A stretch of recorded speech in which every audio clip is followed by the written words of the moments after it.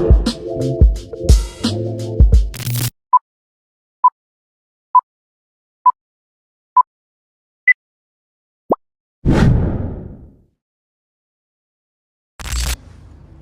Assalamualaikum warahmatullahi wabarakatuh.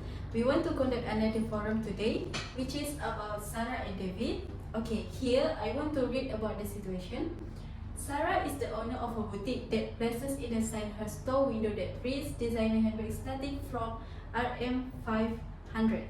She displays several designer handbags on the table inside her store with the price tag visible.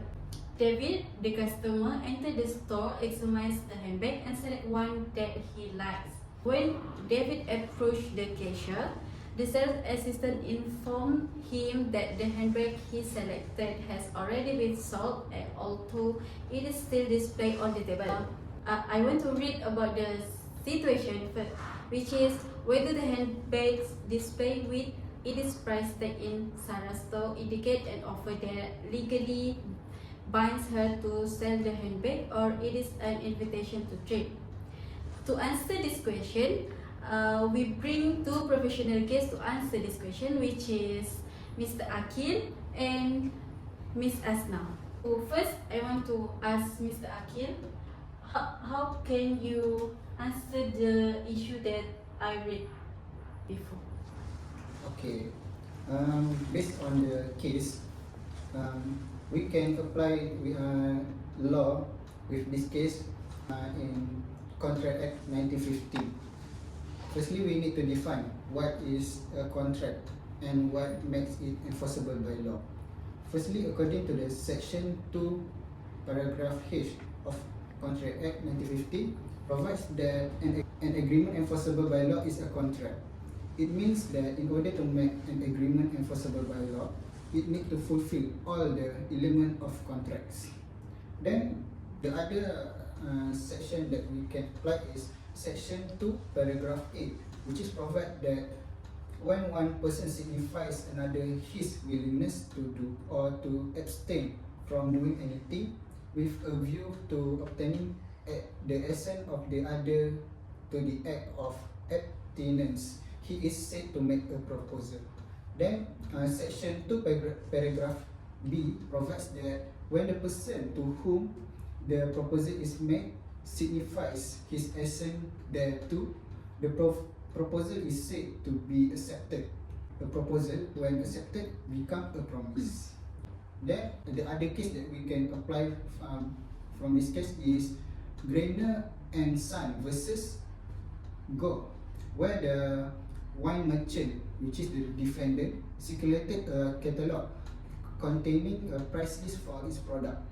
Then the claimant ordered a number of bottles of wine from the catalogue, and the defendant refused to deliver the product at stated price. The claimant alleged that the contract has been formed. However, the House of Lords rejected the claim because the price list must be construed not as an offer but an invitation to trade. Then the other case that we can relate is Fisher versus Bell. The shopkeeper, which is defendant, displayed a flint knife in his shop along with its price behind. He was charged with offering for a flint knife, which is contrary to Section 1, Subsection 1 of the Restriction of Offensive Weapon Act 1959. The court held that the display of the knife was not an offer of sale but merely an invitation to trade. Then the other law that we can apply is Section 4, Paragraph 1, which is provide that the communication of proposal is complete when it's come to the knowledge of the person to whom it is made. Then, lastly, Section 4, Paragraph 2 state that the communication is of an acceptance is complete as against the proposal when it is put in a course of transmission to him, so as to be out of the power of the acceptor, and when it comes to the knowledge of the proposal. Thank you, Mr. Akil, for the answer. Okay, we move to Miss Asna. Another answer about this issue. How do you think about this issue, Miss Asna? Based on what based on the law that Mr. Akil read, we can say that according to law, Contract Act 1915, Sarah display handbag with price, not an offer but invitation to trade. Sarah inviting customer like David to make an offer to purchase item. David select the handbag and approach it is offer to make. It is up to seller who make the invitation to accept or reject the offer. However, David cannot buy the handbag he select because the item is already sold, so no acceptance can be made. According to Section 2, Paragraph A and 2, Paragraph B of Contract Act 1915, the contract can be formed if the seller accept the offer, but the seller reject the offer because the item is already sold, so no contract is formed between Sarah and David. In this situation, Sarah's actions are legally justified. There are no offer made to David in the first place. Thank you. Okay, thank you, Ms. Asna, for your answer. For this situation, I can conclude that Sarah business display price tag handbag as an invitation just to treat the customer rather than a legally enforceable offer. A shop display of price tag item is typically seen by contract rules as an invitation to make a purchase offer. There is no legally enforceable agreement is created until Sarah accepts the customer offer, that Sarah is free to reject it anytime. Is it true, Mr. Akil and Ms. Asna? Yes. Okay, we stop here about case 1, that Sarah and David. We move to case 2.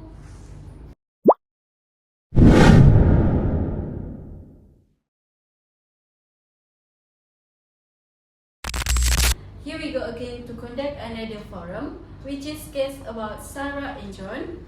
Okay, I want to read the situation first. That Sarah planned to auction a rare painting at her boutique. She puts up an advertisement in the local newspaper that says rare painting auction. That starting bid from RM 10,000 and provide the auction date. On the day of the auction day, John bids the painting, which is RM 12,000 for the painting. But before the auctioneer accepts his bid, Sarah announces that she is withdrawing the item from the auction, stating that she is no longer wishes to sell the painting. Okay, I want to read the issue on the situation that I read before, that whether Sarah's action to no longer sell the painting that she advertised in the local newspaper for the auction, which provide the starting bids.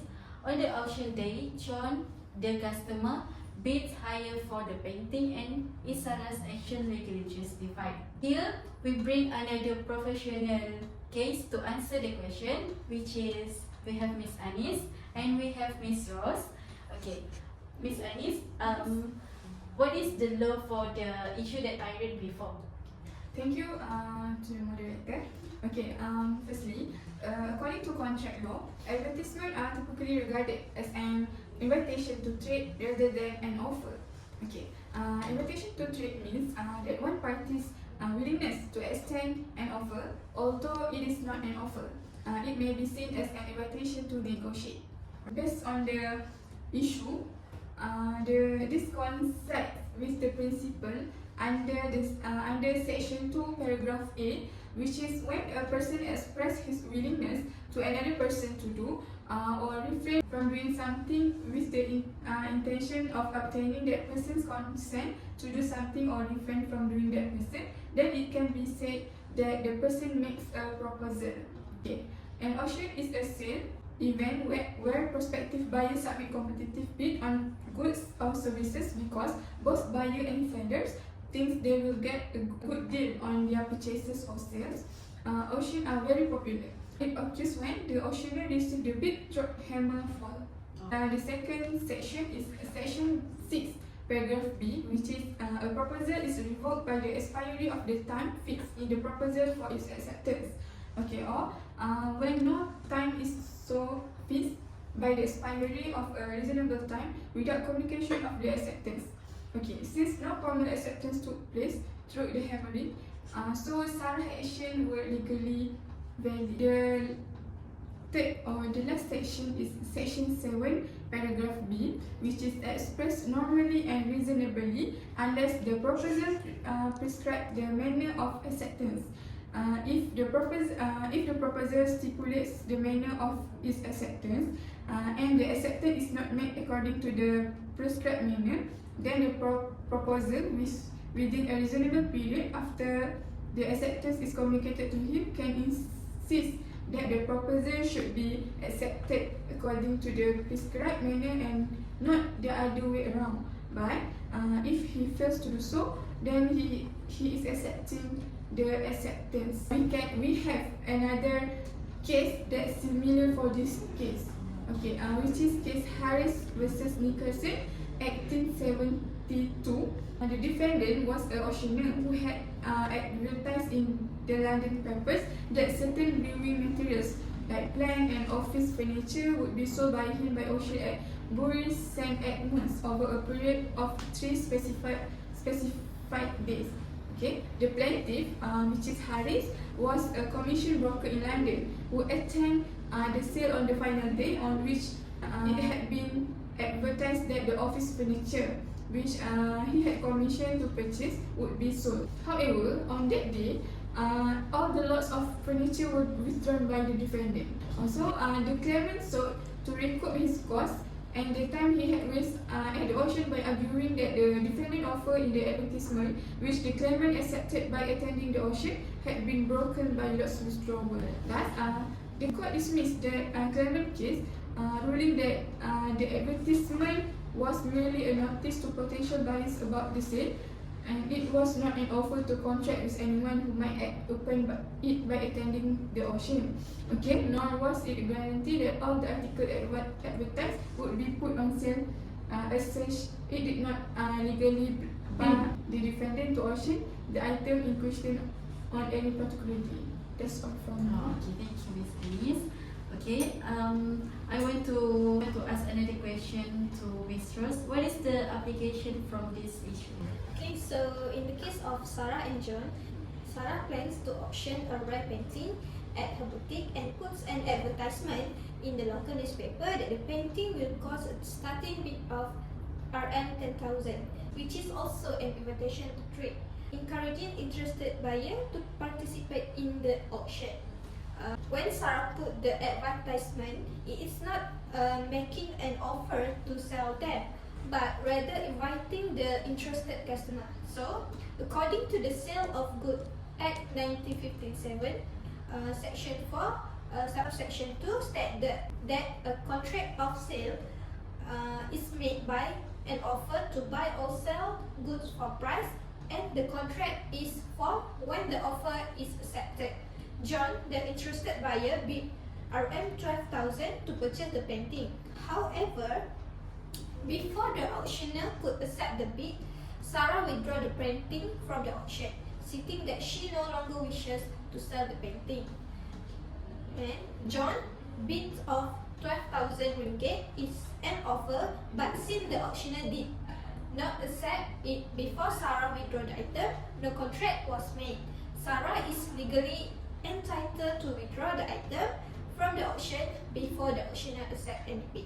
According to the section 6, paragraph B, where a proposal specified period for acceptance passes, or where no time is specified, when a reasonable amount of time has passed without notification of the acceptance, the proposal is withdrawn. Sarah's decision to cancel the auction is appropriate in this instance because bid have not yet been formally accepted due to the lack of the hammer form. So, in this situation, consequently, no binding contract was formed between Sarah and John. Sarah's actions are legally justified. Thank you for the answer, Miss Rose. Okay, I want to conclude this question from Miss Rose and Miss Anis that if the advertisement is interpreted as an invitation to trade rather than a legally binding offer, then Sarah's choice to no longer sell the painting despite having put it up for the auction with opening bids is legally justified. Sarah is not legally required to sell the painting until a legally binding contract is granted. That usually happens when the auctioneer accepts the highest bid during the auction. Okay, this is because the auction advertisement commonly see is an invitation to trade. Is it? Do you agree about Yes, the I conclusion agree. that? Thank you. I also agree. Okay. Thank you for Miss Anis and Miss Rose for today. We close the forum. Thank you. That's all for today's forum. See you on another forum. Assalamualaikum warahmatullahi wabarakatuh. #Yunisa Pasti Tahu.